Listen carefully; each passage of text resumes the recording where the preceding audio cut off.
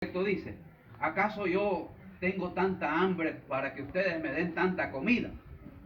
Si yo quisiera algo, dice Dios,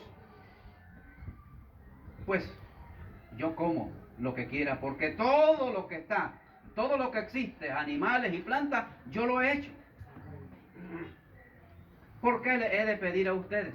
Pero ustedes, le dijo el Señor al pueblo, están haciendo algo que simplemente me están comparando como aquellos dioses, que ustedes creen que la satisfacción de esos dioses es darles comida, sacrificarles alimento. Yo no me siento satisfecho con eso, porque yo no padezco de hambre, le dijo en otras palabras, porque yo no necesito de eso. Lo que yo quiero es que adoren realmente al Dios quien nos ha sacado de la esclavitud. Lo que yo quiero es que le den el verdadero significado a las cosas que ustedes hacen. Eso es una exhortación que Dios hace al pueblo de Israel.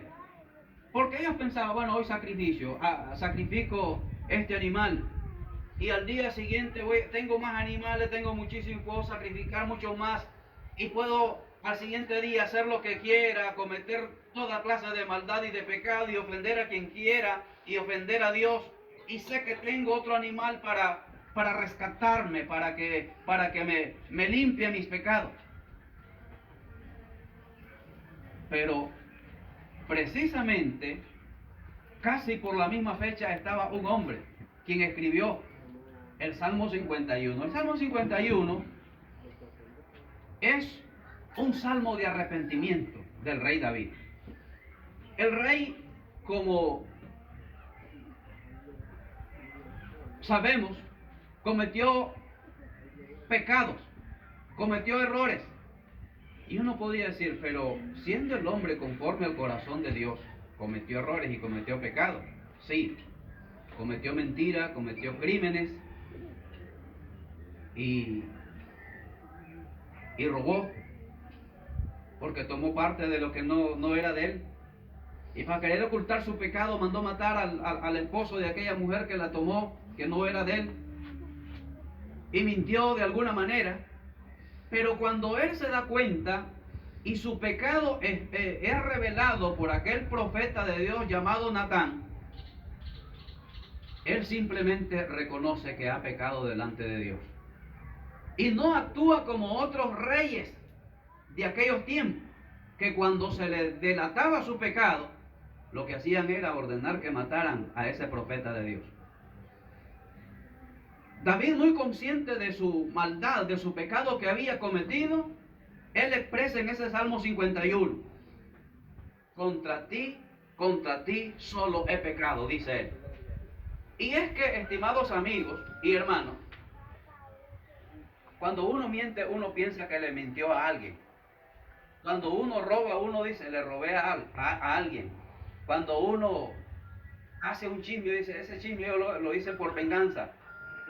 Cuando uno hace un daño a alguien, dice, lo dañé porque me había hecho un daño. Uno piensa que es a esa persona, o es a esa familia, o es a cualquiera que nosotros ofendemos, le dañamos. Pero yo quiero decirles una cosa. En primer lugar, a quien ofendemos cuando nosotros hacemos una maldad de pecado es a Dios. Y él sabía que no iba a quitar aquel descrédito de aquella mujer que él había tomado, ni tampoco iba a poder resucitar aquel esposo de esa mujer que lo había mandado a matar. Lo único que le quedaba era arrepentirse delante de Dios, porque él sabía que a Dios había ofendido, que a Dios lo había engañado. Y él le dice, Señor, contra ti he pecado y necesito tu perdón. Y él agrega en el verso 16 de ese capítulo 51, dice así, porque tú no quieres sacrificio que yo lo daría. Fíjense, hermano, qué contraste hay de este pueblo que hacía ofrendas de sacrificio, holocausto y mataba animales tras animales, creyendo que todos sus pecados eran perdonados por por eso holocausto. Pero por el otro lado observamos a ese hombre que dice él, porque tú no quieres sacrificio, que yo lo daría. Tú no quieres holocausto. Los sacrificios de Dios son el espíritu quebrantado. Al corazón contrito y humillado no despreciarás tú, oh Dios.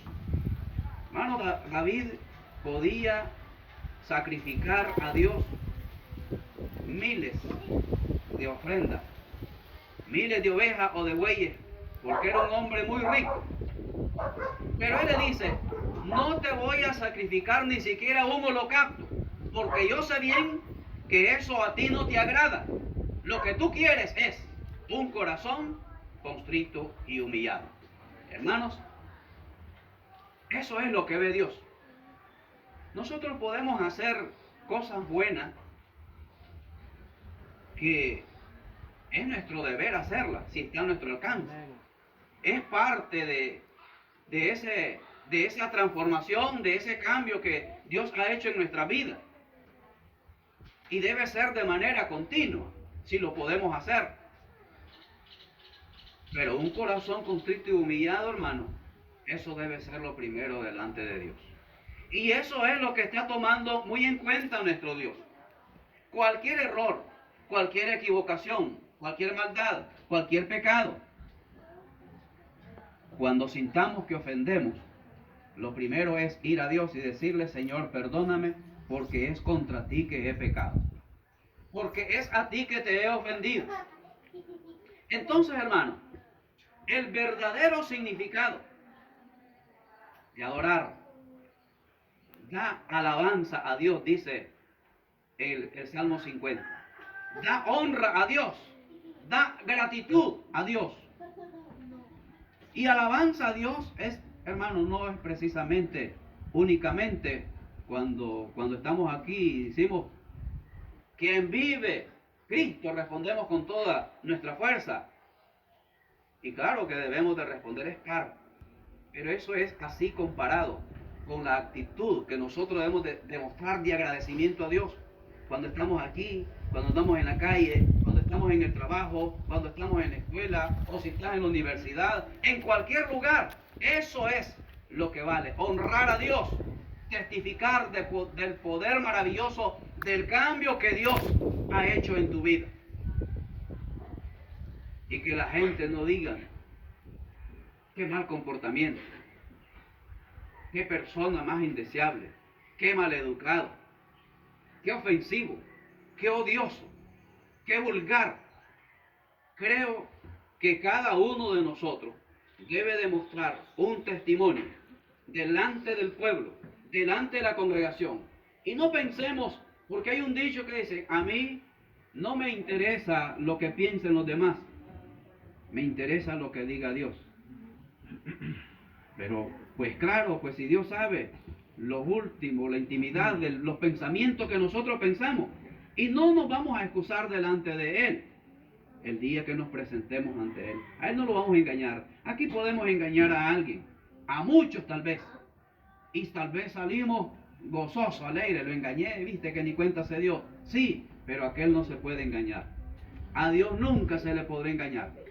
Y por eso nuestras actitudes deben de valer mucho.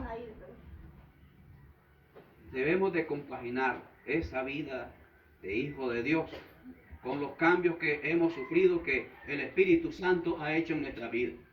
Esa transformación, ese cambio. La Biblia dice que Jesús, cuando narra en los evangelios, dice, Jesús crecía en sabiduría, en estatura y en gracia, para con Dios y para con los hombres.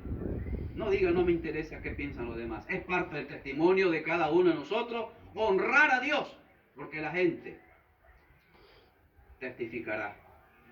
A veces uno sin hablar, la gente lo identifica, la gente sabe quién es.